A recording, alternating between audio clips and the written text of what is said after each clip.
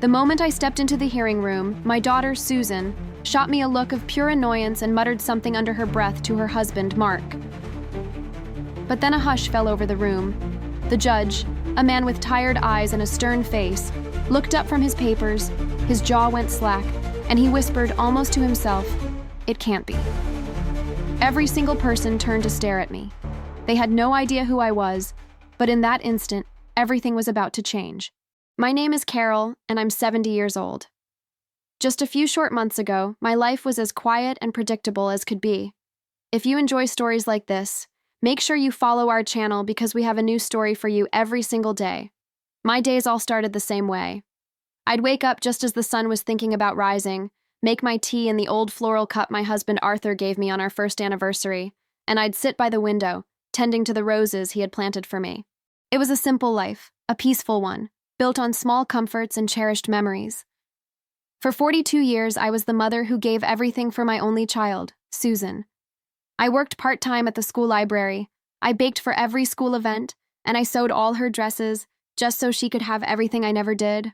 When she married Mark, a smooth-talking man who always seemed to be appraising my furniture with his eyes, I bit my tongue and set an extra place at our Sunday dinners, always with a warm smile.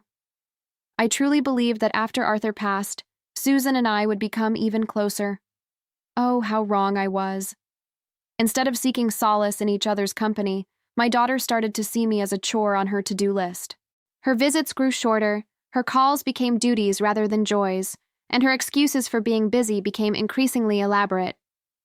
The deepest cut, the one that still stings to remember, came on a chilly Tuesday afternoon in November. I had spent the entire day making her favorite beef stew, the kind that simmered for hours and filled the house with a smell that always meant home. I set the table with my wedding china, and even picked the last few roses from the garden, arranging them in a little vase. When they arrived, Mark strode into the house like he was inspecting it for a purchase, immediately sinking into Arthur's favorite armchair and flipping on the news without a word of greeting. Susan, wearing a sharp business suit I'd never seen before, had an expression as cold as the wind outside. "Mom, we need to talk," she announced, her voice lacking any of its usual warmth. She perched on the edge of the sofa, as if ready to bolt at any moment. "Mark and I have been discussing things," she went on, while he kept his eyes fixed on the television. "This house is just too much for you to handle alone. The upkeep, the stairs, it's not safe, and we're thinking about our future, starting a family. We need more space." It felt like the ground had crumbled away beneath my feet. This was the house where Susan took her first wobbly steps, the house where we'd measured her height on the kitchen doorframe every year, the house where Arthur had passed away, holding my hand right here in this living room. Every single corner was filled with our story. "But Susan, honey, this is our home. All our memories are right here," I pleaded, my voice barely a whisper. "Memories are in your head, Mom, not in the woodwork," she replied, her words sharp and detached. "Besides, we found a wonderful assisted living place for you. It's brand new. They have activities, social nights. You'll make friends your own age." Mark chimed in with a smug grin, finally looking away from the TV. "It's for the best, Carol," he said, using my first name in that way that always felt like a little jab. "We'll handle all the arrangements. You won't have to lift a finger." My heart felt like it was splitting in two.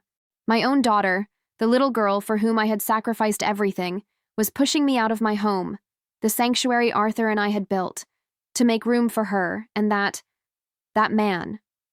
I fought back the tears, refusing to give them the satisfaction. "I need to think about it," I managed to say, clinging to the last shred of my dignity.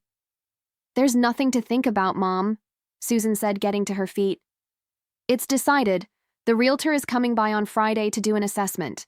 And just like that, they left. They left the beef stew to grow cold on the stove, the roses to wilt on the table, and my heart shattered into a million pieces. That night, sleep was a stranger. I wandered through the silent house, tracing the outlines of the photos on the wall. Susan as a newborn, Susan on her first bicycle, Susan in her graduation cap. I was in every photo, my arms around her, my face beaming with a pride that felt like a distant memory. Where did I go wrong? How did the little girl who once called me her best friend now look at me like I was a piece of old furniture? The days that followed were a blur of humiliation. Mark brought over a realtor, a woman in a slick pantsuit who walked through my home with a critical eye, pointing out all its flaws. She discussed knocking down walls and modernizing the kitchen as if I were a ghost she couldn't see.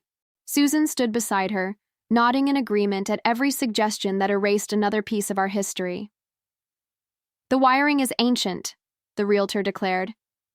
"And this wallpaper has to go. It makes the place look so dated." Arthur had hung that wallpaper himself, the weekend before Susan was born.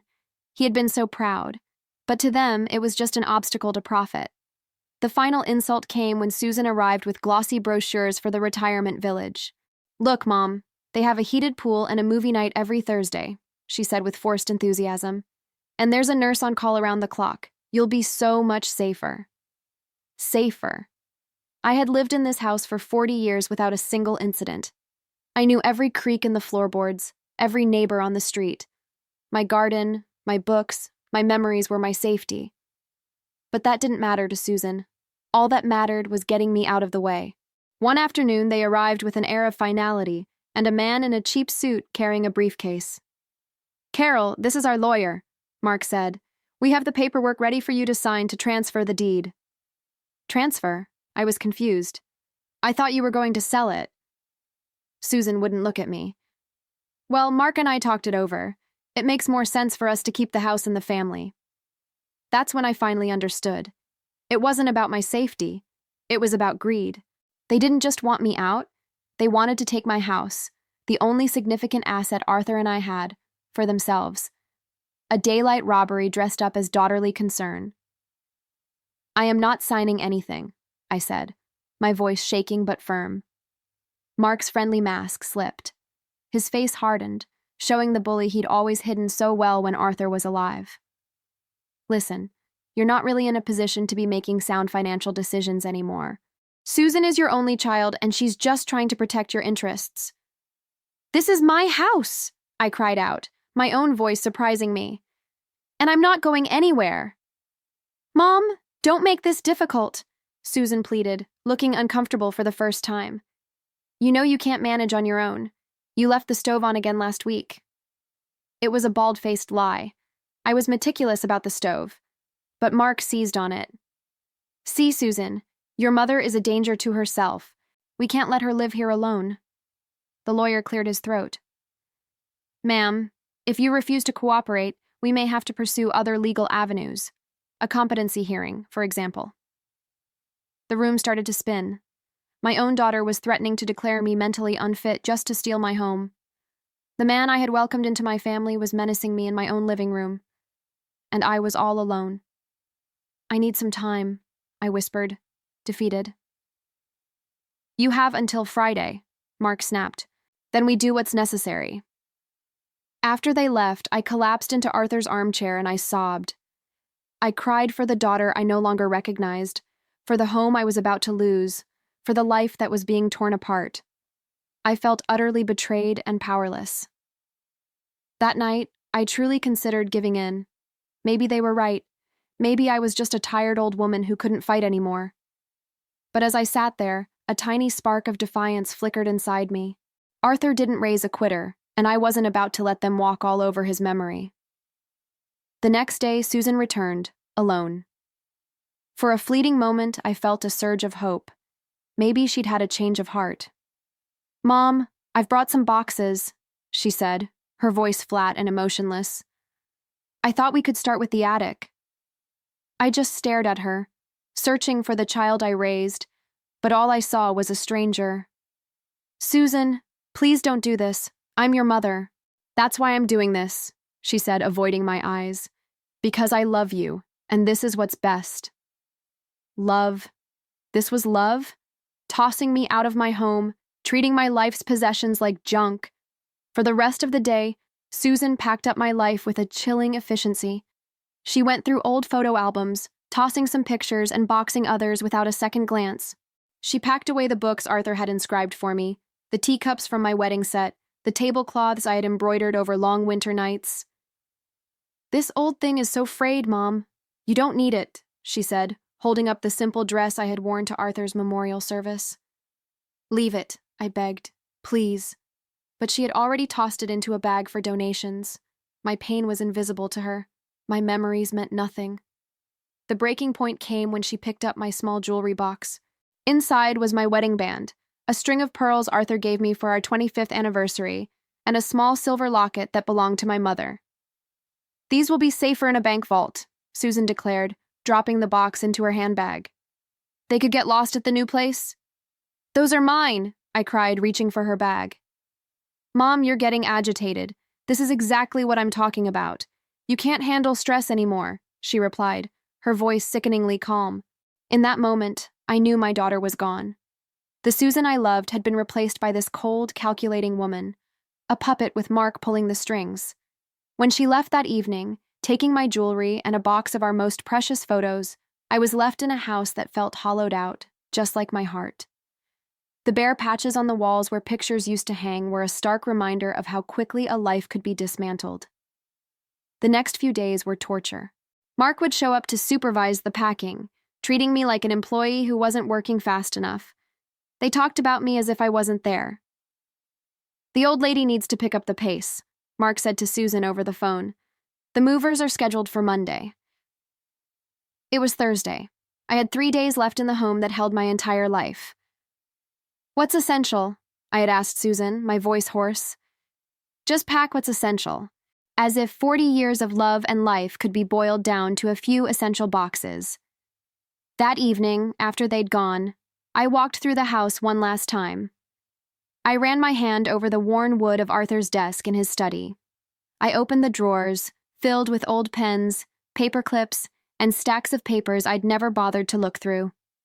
In the very back of the bottom drawer, under a stack of old tax returns, my fingers brushed against a small, locked metal box. I had never seen it before. Driven by a desperate need to feel close to Arthur, I started searching for the key. I checked all his usual hiding spots. Finally, inside his favorite book, a worn copy of The Count of Monte Cristo, I found a small, ornate key tucked between the pages about hidden treasure. When I opened that box, my entire world tilted on its axis. Inside were documents, official-looking papers I didn't recognize. But one, right on top, was a last will and testament, signed by Arthur just 3 months before he passed away. A will I never knew existed. My hands trembled as I began to read. Arthur, my quiet, unassuming Arthur, had been a man of many secrets. The document revealed that my husband wasn't just a history professor. For 30 years, he had been meticulously collecting and trading in rare historical documents. Letters from presidents, manuscripts from famous authors, authenticated maps from centuries ago.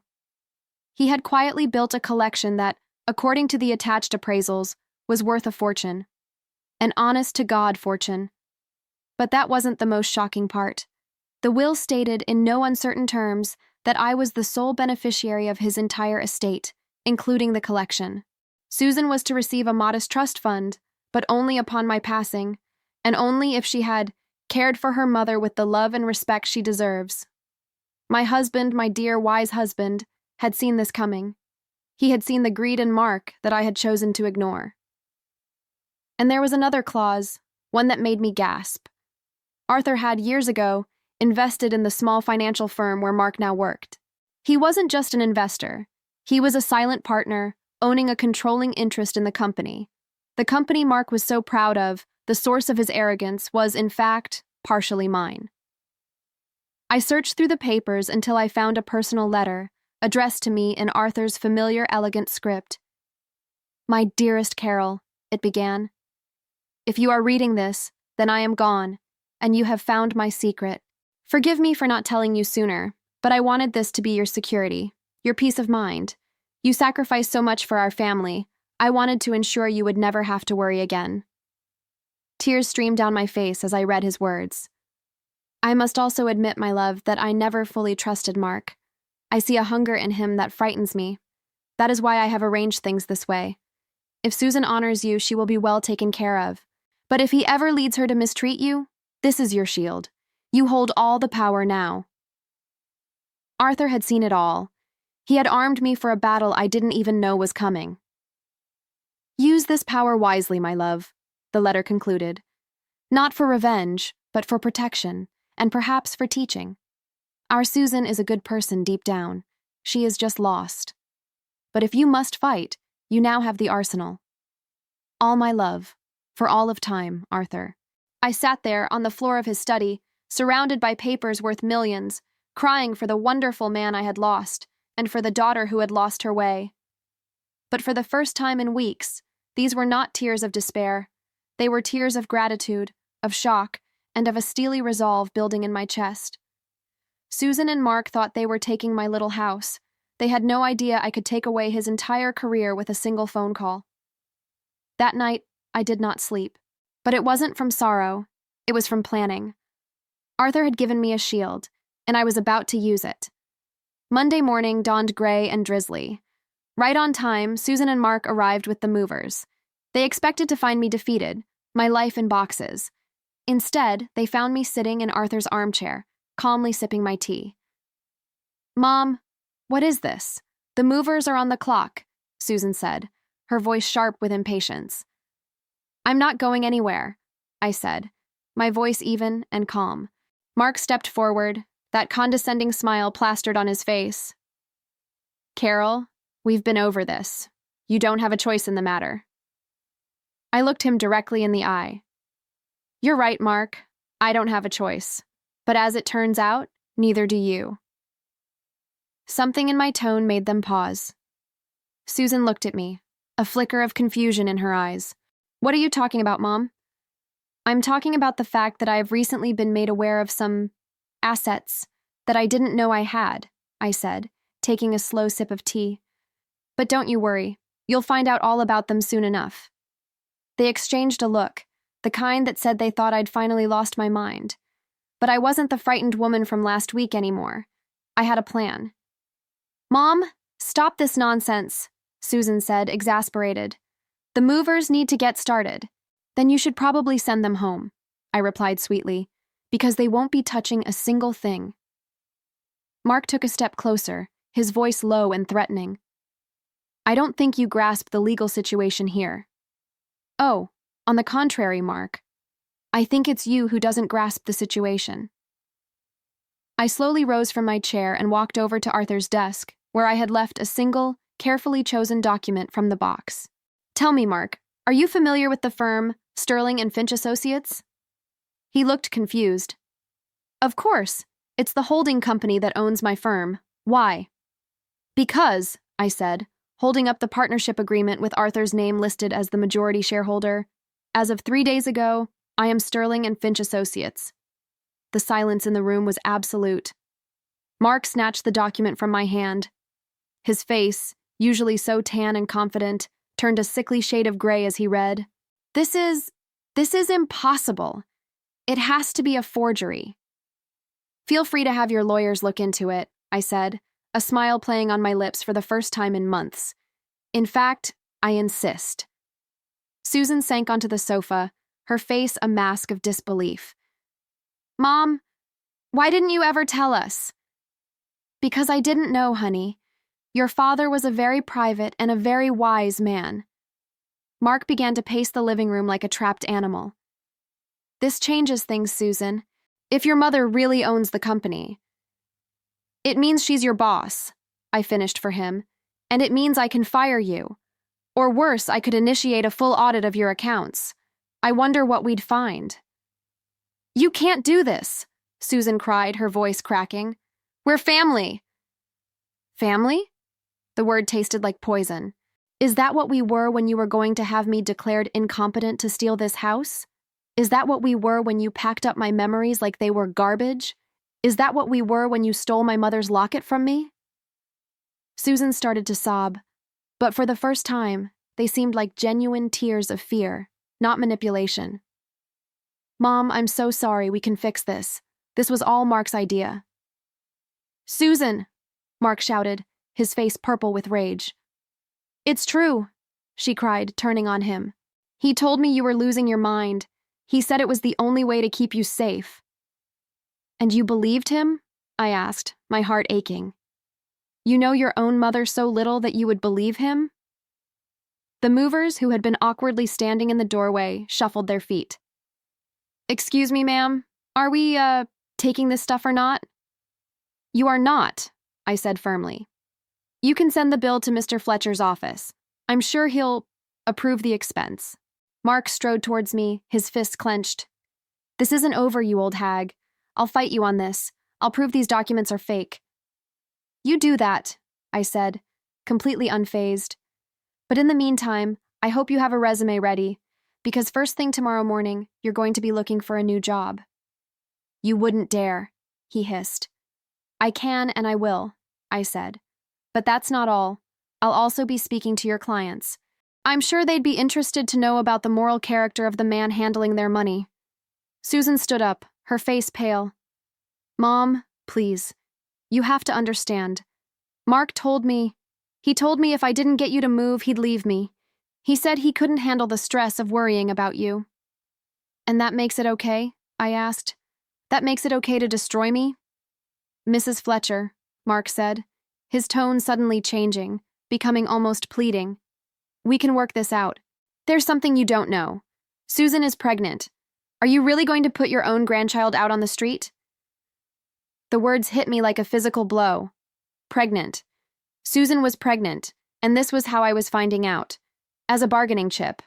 A piece of blackmail. Is that true, Susan? I asked, my voice trembling. She just nodded, tears streaming down her face. I was going to tell you. I wanted it to be a special moment.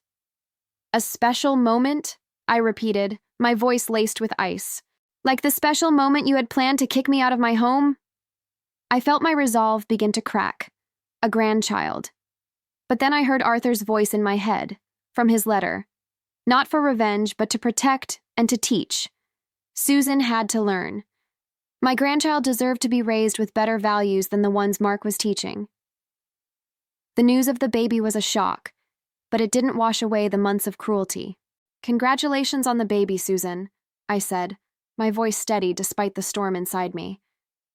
But that doesn't change a thing. Mom, please, she begged. Think of the baby. Don't you want to be a part of your grandchild's life? I was always here, I replied softly. You're the one who was trying to write me out of the script. Mark saw his opening and tried one last time. Carol, if you really have all this money, you should be helping us, not tearing us apart. We could be a real family. I looked at him with all the contempt I felt. A family? Like when you threatened to have me committed? Like when you turned my own daughter against me? I never. Quiet, Mark, I said, and the authority in my own voice surprised me. I am done listening to your lies. The movers had long since departed, leaving the three of us in a house thick with tension. This is what is going to happen, I announced. Mark, you will be out of my company and out of my daughter's life by the end of the day. Susan, you have a choice to make. This is blackmail, he sputtered. You're using your money to control us. Am I asked with a bitter laugh. Or am I just using the truth? You used lies to try and control me. I'm using the truth to set my daughter free. Susan, what can I do? She whispered, her eyes wide with desperation. I want a genuine apology, I said. For every lie, every insult, every moment you made me feel worthless. And I want to hear you admit that Mark manipulated you. Mark's face twisted in a sneer. I will never, ever apologize to you. Then you know where the door is? I said. Susan looked at him, her eyes pleading. Mark, please, just say you're sorry. For our baby. No, he shouted. I will not be humiliated by this manipulative old woman. The insult hung in the air. I saw something in Susan's eyes shift. It was as if she was finally seeing him for who he really was. Manipulative old woman, I repeated quietly. So that's what you really think of me? Yes, he raged, having lost all control. A bitter old woman who can't stand to see her daughter happy with me. Happy? Susan whispered, her voice trembling. You call this happy? Stop it, Susan, he ordered. Just stop. She turned to me, tears pouring down her cheeks. Mom, he's right about one thing. I let him manipulate me. He told me you were a burden. He filled my head with so many lies, and I was a coward. I believed them because I was scared of losing him. Please, forgive me. Don't listen to her. She's hysterical, Mark yelled. Don't you dare tell me to be quiet ever again, Susan screamed back at him, a fire in her eyes I hadn't seen since she was a teenager. I am done with your lies. I'm done with you using me to hurt my own mother. The silence that followed was heavy. For the first time in their marriage, Susan had stood up to him. Mark looked at her with pure ice in his eyes. If you choose her over me, we are finished. Susan stood tall, her hand on her belly. Then we are finished, she said, her voice shaking but clear. He stared at her, dumbfounded. He had lost control, and he couldn't comprehend it. You're being ridiculous. You're pregnant. You need me. No, Susan said, and she looked at me with a glimmer of the daughter I used to know. I don't. I have my mom. But the wounds were too deep. A few words couldn't erase the months of pain. Susan, I said gently, I'm glad you see the truth, but this doesn't fix everything. Her face crumbled. I know, Mom. I know I don't deserve it, but I will spend the rest of my life earning back your trust. Mark, seeing he had truly lost, made one last pathetic attempt. He dropped to his knees in front of me. Carol, I am so sorry. It was all my fault. I was wrong. Please, forgive me. I looked down at the groveling man. It's funny, Mark. Your apology only comes now that you know I'm not the poor, helpless woman you thought I was. I was a fool, he whined. Let us be a family. A family, I repeated, like when you called me a manipulative old woman not 5 minutes ago. He swallowed hard. I was angry. I didn't mean it. Oh, I think you did, I said. I think for the first time, you were being completely honest. I turned my attention back to Susan. And you. You stood by and let it happen. Do you think one apology makes that go away? No, she whispered. But what can I do? She looked from Mark on the floor to me. I can start, she said, by telling him to get out of our house. Mark jumped to his feet. Your house? You don't have a thing. You're having my baby. I am having my baby, Susan corrected him, her voice filled with a new strength. A child who will not grow up watching his father disrespect his grandmother. This isn't over, he snarled as he headed for the door. I'll sue for custody. I'll tell everyone you're both crazy. With what money? I asked calmly. Because after I call my lawyers, you won't have a penny to your name. He stopped at the door and gave us one last look of pure hatred. I will destroy you. Go ahead and try, I said. But do it from somewhere else. You have 1 hour to pack a bag and get out of the apartment you've been living in. After that, I'm changing the locks. He slammed the door so hard a picture fell off the wall. Susan and I were left standing in the silence, the wreckage of our family all around us. Mom, she finally whispered, can you ever forgive me? I looked at my daughter, my pregnant, heartbroken, and newly free daughter. I don't know, Susan, I said honestly. You hurt me more than you can imagine. I know, she said, fresh tears falling. And I'll do anything to make it right. She reached into her purse and pulled out the small jewelry box. Starting with this. I looked at my mother's locket, then at my daughter's tear-stained face. My heart, which had been a hard, cold stone for months, softened just a little. You can stay in your old room for tonight, I said. And tomorrow, we can talk about how you're going to start earning back my trust. She nodded, a look of profound gratitude on her face. Thank you, Mom. Thank you. I knew it wouldn't be easy. The road back was long, but for the first time in a very long time, I felt a flicker of hope. The days that followed were awkward. Susan tiptoed around the house like a guest. We made small talk about the weather and her pregnancy. But I was watching her, and slowly, I started to see glimpses of the daughter I thought I had lost. She was thoughtful. She made me tea without being asked. She insisted on doing the dishes. She started reading to my roses, something she used to do as a little girl. One afternoon, she sat down across from me in the kitchen. "Mom," she said, her voice quiet, "I've been doing a lot of thinking. It wasn't just Mark. I let him change me. I chose to believe his lies because it was easier than admitting I had married a cruel man." That honesty surprised me. I had braced myself for more excuses. "When he first started saying you were getting forgetful, I knew it wasn't true," she continued, her hands resting on her growing belly. "But it was easier to think you were the problem than to admit that my husband was a bully who didn't want my mother around." Over the next few weeks, she told me everything. How Mark had isolated her from her friends, controlled their finances, and slowly eroded her self-confidence. My daughter had been in a prison I never even saw. 2 months later, the competency hearing Mark had filed before everything blew up was finally on the court's calendar. He was contesting the will and claiming I had manipulated a pregnant, hormonal Susan. That morning, Susan was a nervous wreck. "Mom, what if the judge believes him? What if he takes the baby?" I took her hands in mine. "He won't. We have the truth on our side." When we walked into the courtroom, the atmosphere was tense. Mark sat there with an expensive-looking lawyer, shooting daggers at us with his eyes. But I wasn't scared anymore. We sat down, and that's when it happened. The judge, Judge Peterson, looked up and his eyes widened as they landed on me. He took off his glasses and squinted. "Mrs. Fletcher? Carol Fletcher from Northwood High School?" My heart skipped a beat.